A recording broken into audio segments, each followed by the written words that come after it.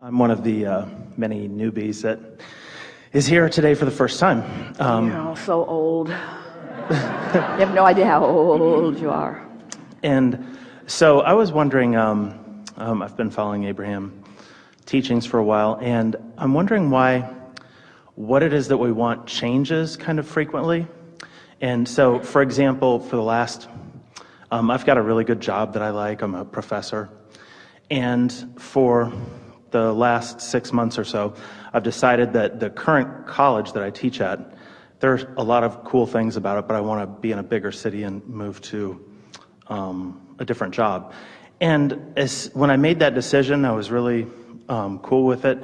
And now I can't decide where that is. Like, 1 minute I'll decide, oh, I'm going to be in Las Vegas next year. And then the next minute I'm thinking, oh, I want to be in like a little small town in some place. And the question, I guess, it comes from the fact that other things that I thought I wanted changed too. Like, I thought I used to want to lose 25 pounds and have like really great abs or something. And now I'm like, I really don't care about abs, and I kind of like my belly. Am I getting lazy or something? It's like I've been following Abraham's teachings and like, be happy about the things that you have, and so I'm like, who cares when that girlfriend is going to come? It's okay. There are so many things we want to say to you. Let's start in a foundational place here. The first easy answer to the why do I keep changing my mind is because you keep finding yourself on different vibrational discs, and so the ideas that flow to you are varied. That's part of it.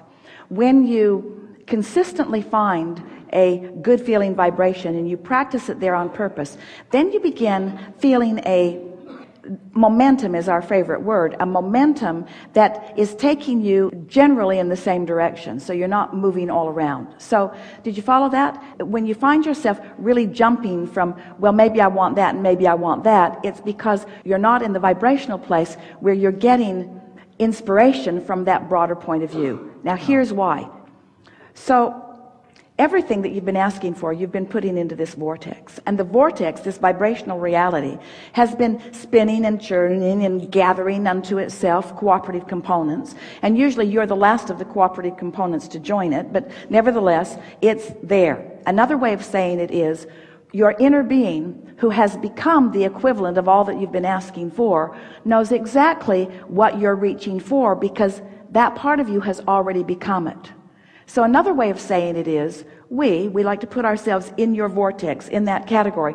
We know who you've become, we know where everything you want is, and we know the path of least resistance from our point of view that will lead you to it, and even more important, we know where you stand in relationship to it. So we're offering constant impulses to help you find your way to where you want to be. That's why sometimes you feel like you want to do that, and other times you feel like you want to do something else. Sometimes you're tapped in to that enthusiastic knowledge that the source within you is inspiring, and sometimes you're not. And so it's to the degree of your alignment that causes those fluctuations.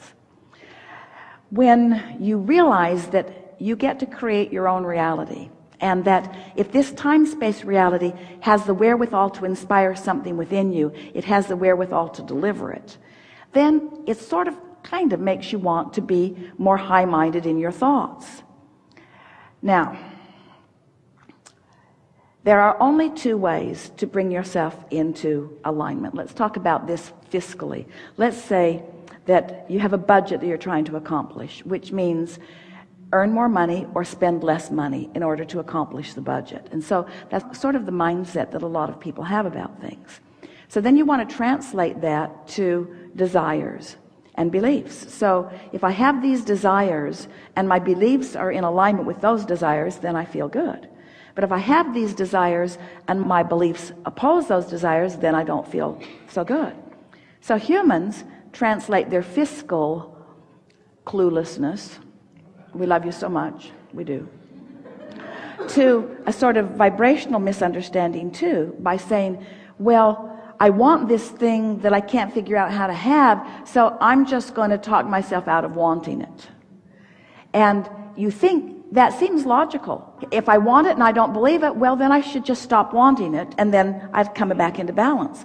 But the thing that makes that not work is that there's no regression. You can't pull back from the expansion that life has caused you to accomplish. You can only move forward. So what were the things that you were speculating?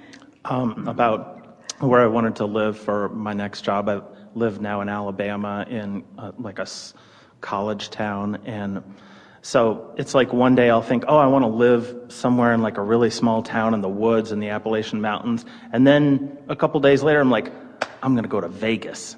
And it's just it seems really weird to me that I just keep changing my mind. Well, for sure what you're reaching for is something that is new, and this is going to sound odd maybe, and even irritating to those of you who are coming looking for answers. But we just have to say to you, unless you're on the high-flying disc, the answer that we give you doesn't make any sense. We can't find a way to say to you that you don't want either one of those things.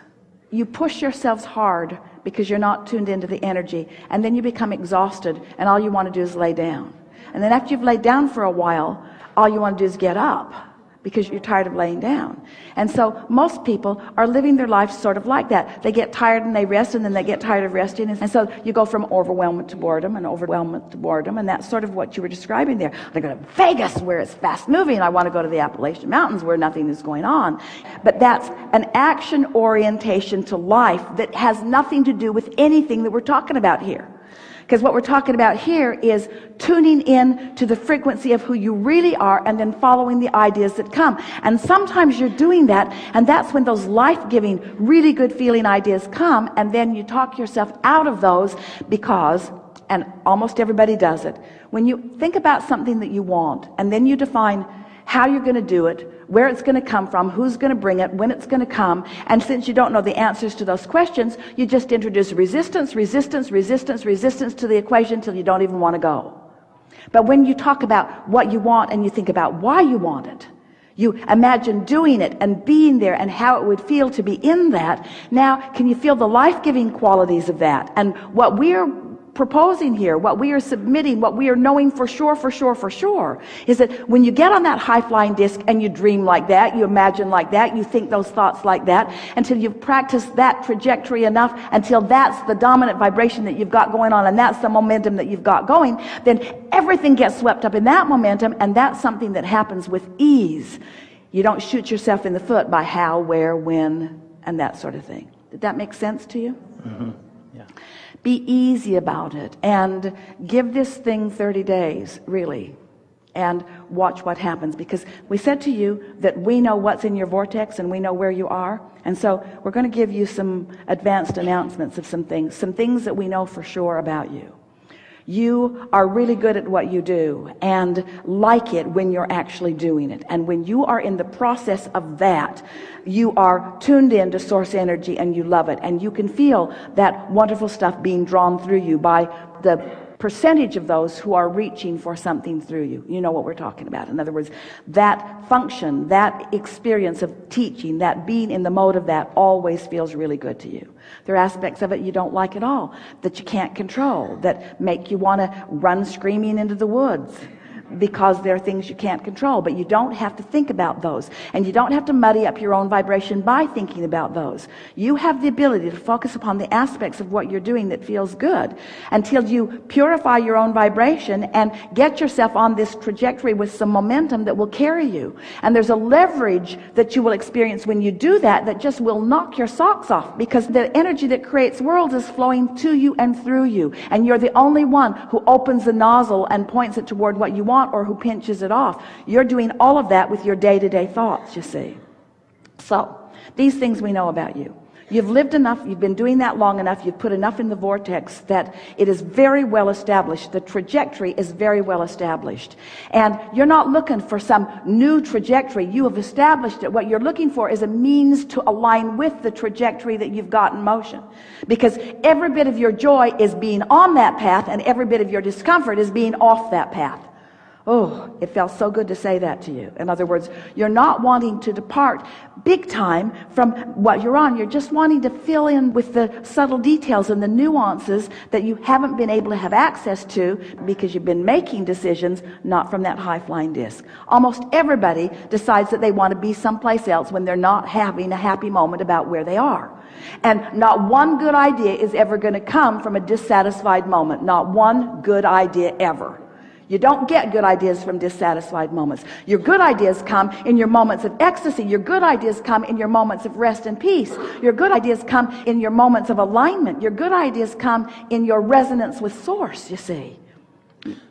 And is that why that made so much sense to me? Why sometimes a manifestation that is pretty big and totally surprises you, it's almost like source is giving you something you didn't know that you wanted. Like, for example, Esther drove this huge tour bus for so long, and then from what I saw on some DVDs, she all of a sudden found herself getting a little black sports car like a year ago, and now she would have never thought that she wanted that. And is that kind of the same thing? Like, now you've hit on something really good, and this is the way this applies. In both cases, those were powerful machines. So the common denominator was the power, not the size. And that's sort of what we're talking about here. The common denominator is the energy, not the object of attention to which you are focusing it. You see? Yeah. Esther loves an engine open all the way. And so do all of you. In other words, you want to be tuned in. And once you've tasted, once she was behind the wheel of that monster bus, she could never be happy again in some wimpy little vehicle. But she didn't want to drive a great big old monster bus around, so she found a proportionately sized vehicle. And sometimes she just opens the garage door and turns it on and listens to the engine.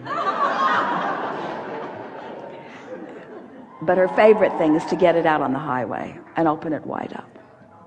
She was going through the immigration check from Arizona into California, and it was on one of her first trips across the desert in the car.